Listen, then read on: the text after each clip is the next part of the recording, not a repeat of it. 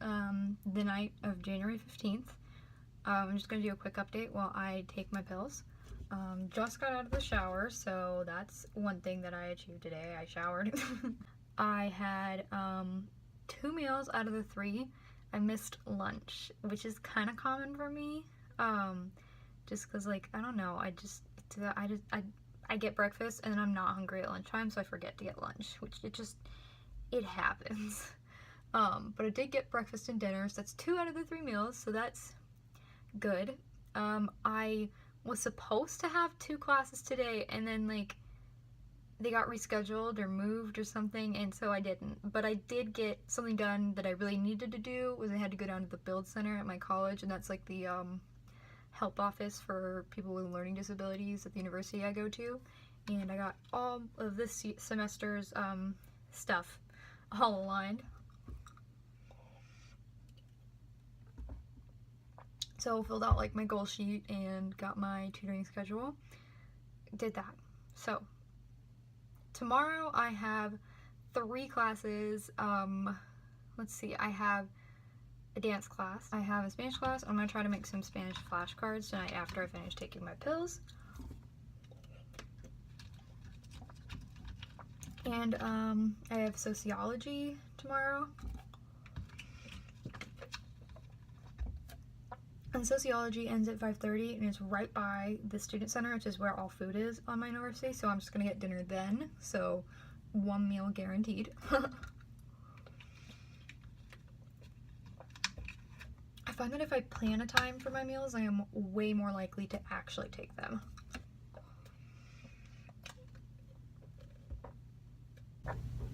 Okay, so yeah, the plan is to get up by like 9 and get out of bed.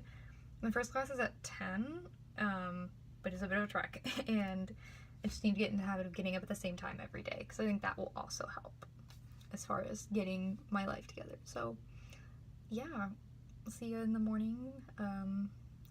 I'll just sort of record when I can, when I want to, when my phone has storage space.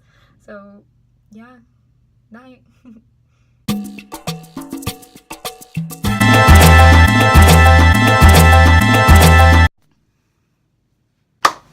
Welcome back to my channel. Get it? Because I'm back. Anyways, so it's like noon 30, just the 16th of January 2019, which is 16 out of 365 days. Okay, I don't know, I don't want to do the math on that. I don't think that's divisible. Okay, cool. So I just got back to my dorm. My first class, which was a dance class, ended at 11 technically. Well, actually 10:50, but like 11. Sorry, I'm like messing with some dough because stimming is a stress response and I need to hold something. Okay, so basically I just got back from dance. Dance is actually one of my hyperfixations. If you don't know what a hyperfixation is, it's like a special interest for ADHD. It's like the one topic that people with ADHD narrow in on, and that's what they're super interested in, and they could devote hours to learning about it and talking about it. And it's just like, you know, people with autism who will have a special interest, it's exactly like that. The difference between a special interest and a hyperfixation is that a special interest is used primarily with people with autism, whereas hyperfixation is used more with ADHD. And typically, this isn't always true, but typically a special interest is more narrow, whereas a hyperfixation is more broad. I have a couple hyperfixations. I will one day go through them all with you. I'll make videos on them and we can talk about them, and you can listen to me ramble and no one will watch it, but it will, I don't know. Yeah, so not doing super hot today, lads. Here's why. I got up fine, then I took my medication, so 2 goals knocked out of the way. Woke up decent time, medication taken, and then I like got up and I just sort of hung around my dorm room for a little bit. And I was like, you know, the other day I managed to make it to my class in 10 minutes, even though it's all the way across campus. So, like, I didn't actually start getting ready to leave until 9:49. And then naturally wasn't out the door until 9:52, 9:53-ish.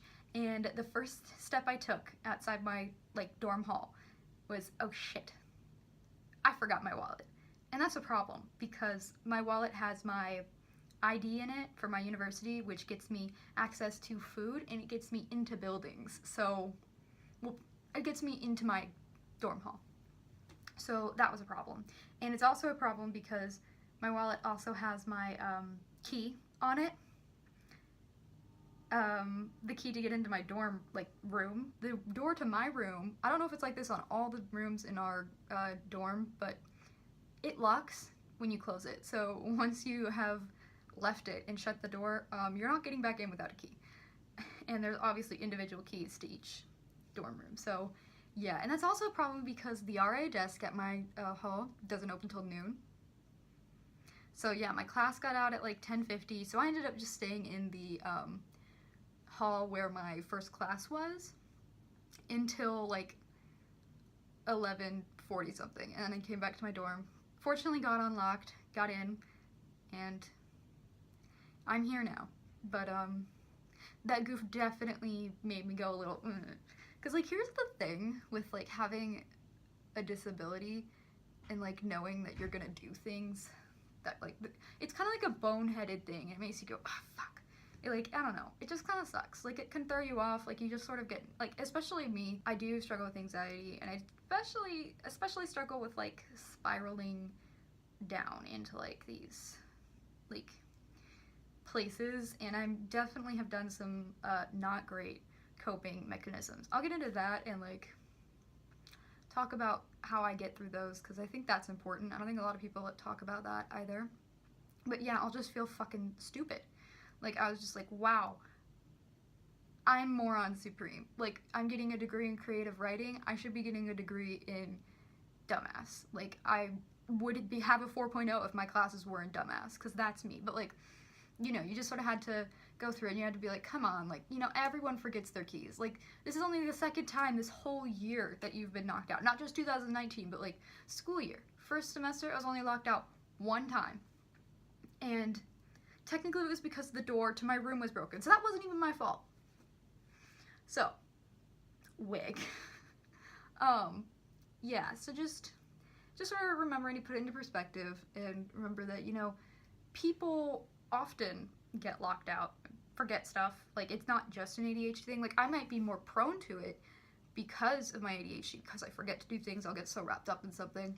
But I just need to remember that other people struggle with this too, and that it's not like I'm a horrible person for forgetting my wallet. Like, come on. Like, you know, I'll be okay. Yeah. Thanks for listening. I'll see y'all later. Okay, so got back from dinner and I just sat down immediately and started doing Spanish flashcards. I had some done before I left for my last two classes of the day, but I wanted to just finish them that. And wow, my face is looking bad. That's great. But I got dinner, so that's 2 meals, and I just wanted to talk about something that I noticed towards the end. So, these are some of them, of my flashcards, and towards the beginning, they're all nice, neat, no misspellings, no errors, but towards the end, you can start to see, you can kind of see it. Am I a beauty guru yet? Sorry. Where I was scribbling out things that I had misspelled or like gotten words screwed up because of something called fatigue. This is something that you should know about people with ADHD if you have a close friend or spouse who has ADHD, if you are working with someone who has ADHD, if you teach ADHD students, or if you yourself even have ADHD. When someone with ADHD does a task, we fatigue much quicker than somebody without ADHD. Honestly, any learning disability, if you have dyslexia, dyscalculia, dysgraphia, autism, anything that affects how you process information, you're going to fatigue so much faster than somebody without those problems. And it's because you have to work so much harder to process that information, comprehend it, chunk it up, take the information you need, and spit out whatever you need to do. That's part of why it can take someone with ADHD so much longer to complete a task. That's why people with learning disabilities ask for extra time on tests. You might not think it's fair if you don't have one, but if you do have one, do have a LD, you need it. Like, it's hard, because just reading questions is so hard, trying to figure out what you need from the question, which you don't need. It's difficult. I just wanted to like share that real quick, as well as like update that today was, if I had to give myself a letter grade, probably a B+ to an A-. Like, really the only task that I haven't missed is that I did miss is breakfast, but that's not horrible. Like, that's really not horrible. Oh yeah, we're talking about fatigue.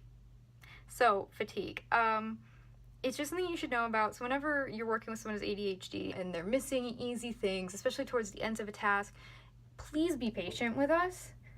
It can take us so much longer than you to do these things, but we can do them. And if you're willing to work with us and be patient and encouraging, we'll get it done. Yelling at us does not work. We're tired. Like, my brain was like starting to like fry after a solid, like, I don't know, I've only been here for maybe, I haven't even looked at the time. Time distortion is also a thing. I don't know. I don't know how long I've been here. Maybe half an hour at best. That's a rough estimate. Is maybe I've been doing this for half an hour, and my brain was starting to melt just from writing words on cards. And that was just tired and difficult, and I'm done. Thank God I'm done, because now I'm ready to just die. But I feel better now that I've done this, because I normally would not do this. Like, the best I would do is a Quizlet, and Quizlet is fantastic. Problem is that online I get distracted. So I say I'm gonna go do a Quizlet, unless I'm on a Wi-Fi network that has blocked out every other site in the world, I won't do it. So I just wanted to like sit down on cards, because then I could just have these and have everything I need all in one place, and like, no excuses. Yeah, so like, fatigue also can bring irritability. So if we get mad at you or snappy, we're not actually mad at you. We don't want to snap at you, we're just tired. That's one reason why, like, when I would get picked up from school and my mom would try to ask me questions, I would just shut down and I'd be mean. And like, I didn't want to be mean. I genuinely didn't want to be mean. I was just that I was so tired. And I was like, I don't want to process any more information. Because if you ask us questions, we're overloaded, we're tired. A question means having to take your request, process it, which our processing ability is already fried, and tell you information that, again, we're gonna have to get from processing your request and searching our brain, which is scattered. So I was just mean because I didn't want to. I was tired. I don't know, that's not an excuse, but like, I just hope that if you're watching this, you will understand now. Be kind to your friends with ADHD, because we're trying. It's hard. So yeah, fatigue, an important lesson for today in ADHD. Yeah, I'll see ya later.